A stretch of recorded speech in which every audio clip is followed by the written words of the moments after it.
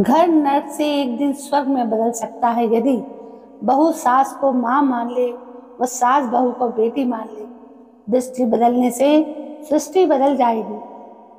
शादी को कुछ ही समय हुआ। आज काम के लिए मेहरी नहीं आई, इसलिए शीलू बर्तन धोने लगी। धोते धोते उसके हाथ से कांच का कप नीचे गिरकर टूट गया। कप टूटते ही वो डरने लगी कि उसकी सास अब जली कटी जरूर सुनाएगी। आवाज सुनते ही उसकी सास दौड़ती दौड़ती हुई आई और बोली कि बेटी क्या हुआ। उसने रुआसी होकर बोला कि माँ, पता नहीं ध्यान रखकर काम करते हुए भी कैसे मेरे हाथ से एक कप नीचे गिरकर फूट गया। सास बोली कि बेटी चिंता नहीं कर, कप ही तो टूटा है, इसके कितने ही टुकड़े हो गए हों पर मेरी बेटी के दिल के टुकड़े ना हो। मेरी बहू से महंगा क्या ये कप है। और हाँ, तुझे अभी से सब करने की कहाँ जरूरत आ पड़ी। मेहंदी भी नहीं उतरी है तेरे हाथों से। अभी तुम राज के साथ ज्यादा से ज्यादा वक्त बिताओ और एक दूसरे को समझो, तभी तो तुम दोनों की नींव मजबूत बनेगी। ज्योति, इधर आना, अपनी भाभी का ख्याल रख, अभी इस घर में नई आई है। शीलू, तुम मुझे अपनी माँ ही समझना, मुझे भी तुम्हारा दिल जीतना है, सास बनकर नहीं, माँ बनकर। शब्द क्या मानो अमृत के घूंट थे। देखते देखते शीलू की आंखों में आंसू आ गए। वो सास के पैरों में गिर गई और बोली कि मैंने एक माँ छोड़ी है तो दूसरी नई माँ पाई है, बल्कि ये माँ तो पहली वाली माँ से भी ज्यादा ममता में रखती है मेरे लिए। यदि घर में कप टूट जाता तो माँ भी दो बातें कहे बिना नहीं रहती। रात को शीलू की जैसे नींद ही उड़ गई। रह रहकर शाम की घटना याद आ रही थी। सास के बारे में उसकी जो सोच थी, उससे विपरीत सास का व्यवहार पाया।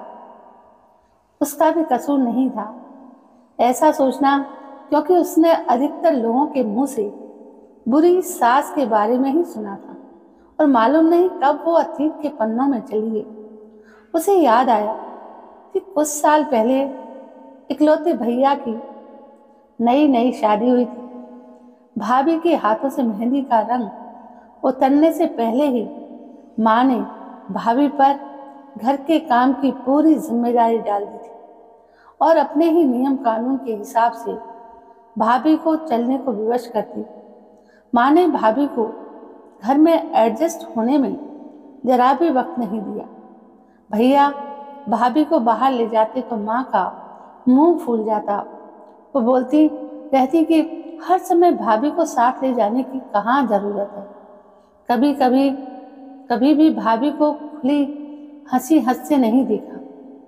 समय के साथ भाभी ने सहना छोड़ दिया, फिर हर रोज घर में झगड़े होने लगे। एक दिन भाभी के हाथ से कांच का गिलास नीचे गिरकर टूट गया था। माँ चिल्लाने लगी कि कितना कीमती गिलास फोड़ दिया तुमने, रोज रोज इतना माल खाती हो, उसकी शक्ति कहाँ चली जाती है। अपने मायके से गिलास टूटा होता तो मालूम होता, कोई भी काम ठीक से नहीं होता, न जाने कहाँ ध्यान रहता है।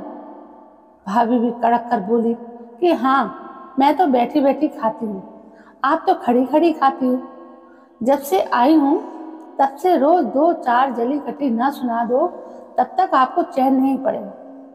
कभी मेरी माँ को तो कभी मेरे बाप को, हमेशा मेरे मायके वालों को कोसती रहती। दोनों तरफ से तीर बरस कर एक दूसरे को छलनी कर रहे थे। घर के अलावा उसने और भी जगह सास बहू के झगड़े सुनते सुनते डर सा गई थी।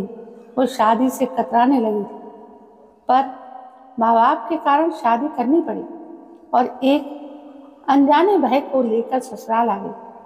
पर आज की घटना से उसकी सोच ही बदल गई कि सब सास या बहू में ऐसा नहीं होता है।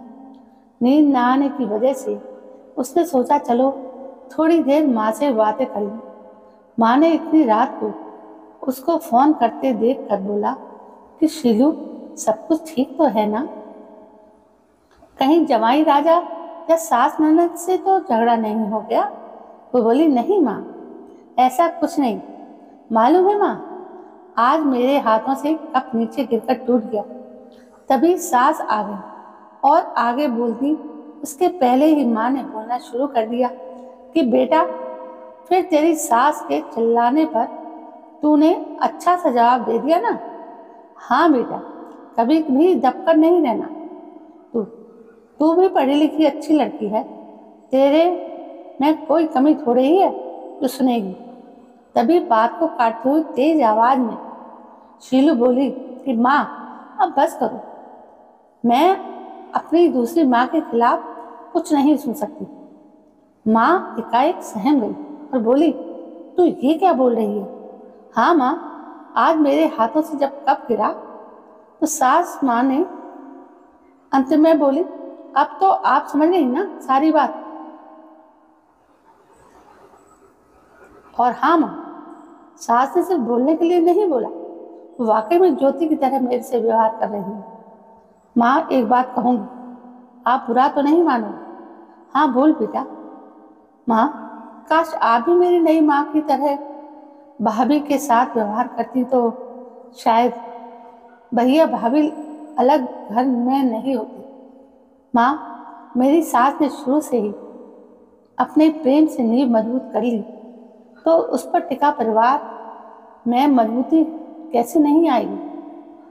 आज माँ को महसूस हो रहा था कि वो नहीं बल्कि शीलू उसकी माँ बनकर उसे अच्छी सीख दे रही है। माँ को अपनी गलती का एहसास हो गया और शीलू आगे कुछ और बोलती उससे पहले ही माँ ने कहा, शीलू, अब जब तू मायके में आएगी ना तो वहां पर भी पूरे परिवार की नींव में मजबूती पाएगी। चल अब फोन रख, मुझे बेटा और बहू के स्वागत की बहुत तैयारी करनी है। शादी के बाद नई जिंदगी की शुरुआत में अगर आज सास समझदारी से काम नहीं लेती, अपनत्व तो नहीं जिताती, तो शायद शुरुआत की नींव ही कमजोर होने में पूरी जिंदगी आपस में दरार पड़ जाती। कप को फूटने से कोई नहीं रोक सकता था, किंतु प्रेम को टूटने से तो हम रोक सकते हैं ना। कांच के टुकड़े भले ही हों पर घर के टुकड़े ना होने दें। घर में प्रेम का वातावरण बनाए रखें, एक दूसरे के सम्मान को समझें, इज्जत करें, तो घर भी स्वर्ग बन जाएगा।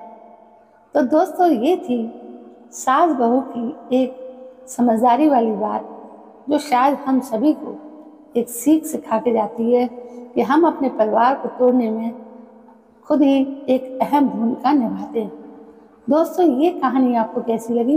यदि कहानी पसंद आई तो प्लीज़ मेरे इस चैनल को सब्सक्राइब जरूर करें और इस कहानी को ज़्यादा से ज़्यादा शेयर जरूर करें। दोस्तों, कल मैं फिर हाजिर होती हूँ, तब तक के लिए जय हिंद, वंदे मातरम।